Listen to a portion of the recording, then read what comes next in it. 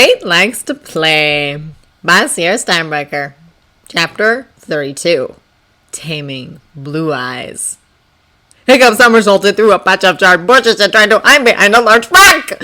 When he'd woken up that morning and headed for the oak with the chest on top, he thought that once he got close enough, he'd be able to see which type of dragon was guarding it and use what he knew to get it not to kill him as he climbed the tree. That idea had gone out the window as soon as he clearly saw the beast. He knew of no dragons with silvery white plate armor instead of scales, and the lightning that shot out of its maw every time something came within striking distance, even if it was only as small as a mouse, didn't help identify it. That just made his heart pound. The other dragons he'd encountered on the way had been easy to deal with, since he knew facts about them. All he knew about this thing was that it had a hair-trigger temper and very effective weaponry. He put a hand on the ground next to him to steady himself and nearly had it blasted off when its sudden appearance startled the dragon into firing. He pulled it back and stared at the blackened patch of earth where it had rested only seconds before. Now he was terrified. A snail appeared in the scorched patch and Hiccup braced himself for another blast. But it didn't come. The prince watched as the dragon watched the snail get closer and closer without firing on it. Could it be that the dragon attacked sudden movement and not everything, as he had thought? Untying the frying pan from his pack, he slowly moved the frying pan out past the shelter of the rock and waited to see if the dragon would attack the pan. It didn't. Hiccup let his hand extend past the safety of the boulder. Still no attack.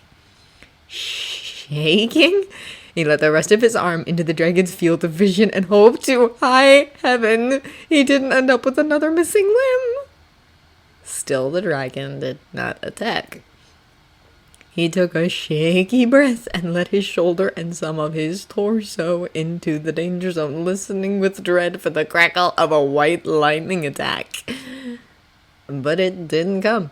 Finally, he took the plunge and let his head out of the safety of the boulder. The dragon was watching him intently, but not as if waiting to pounce. It was more the look that Toothless used to give him when he was inventing something completely new in the forge, and he was wondering about its function. Was this huge white beast actually curious?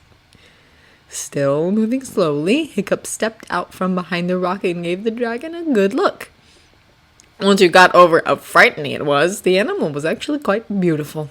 He took a step forward and the beast growled at him. He froze. The beast stopped growling. Hiccup stood very still, afraid that if he moved again, the beast would shoot. Instead, when it saw he was no longer trying to get close, it turned its attention to its own armor, polishing it with his tongue. Hiccup slowly sat down to watch. It was funny how the animal groomed itself like a cat, even though it didn't look a thing like one. Hiccup scooted forward a little. The dragon's head snapped up and stared at him. He stood absolutely still for a few moments, and the dragon dismissed him, going back to its grooming. After a few more minutes of sitting still, Hiccup scooted forward again. This time, the dragon stared at him for a slightly shorter amount of time before it resumed polishing its armor. After about 2 hours of peaceful coexistence, Hiccup rose to his feet and took a step forward. The beast didn't even raise its head. Hiccup took another step forward, and the dragon looked up, but not in a particularly hostile manner. Hiccup decided to give talking a shot. "Hey! You look amazing, you know that?" The dragon visibly preened in front of him. Flattery would get him somewhere, it seemed.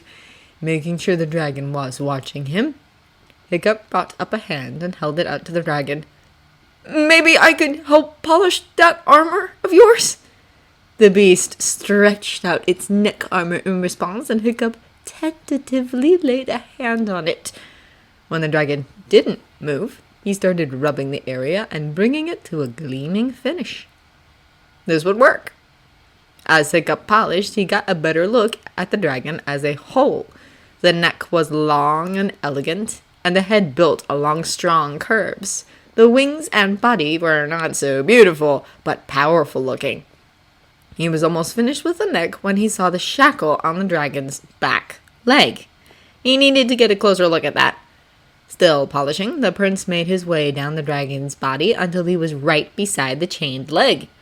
The shackle was worn on the inside, and the chain links had seen a great deal of wear and tear as well. This dragon didn't like being chained up and would probably fly away the second it had the chance.